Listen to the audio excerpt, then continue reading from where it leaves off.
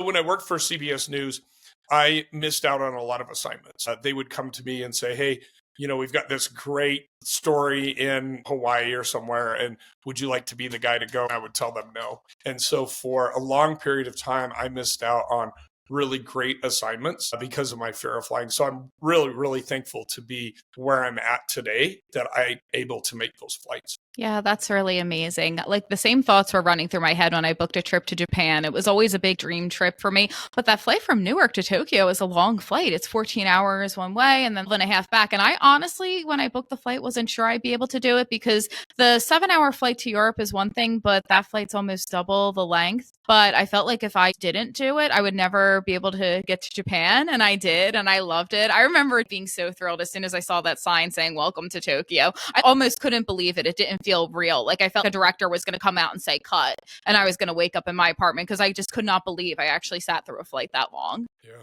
I did the same thing. The one time I did take an assignment was during the 2000 Olympics in Sydney, Australia. And they came to me and said, we have this trip. It's 2 weeks in Sydney.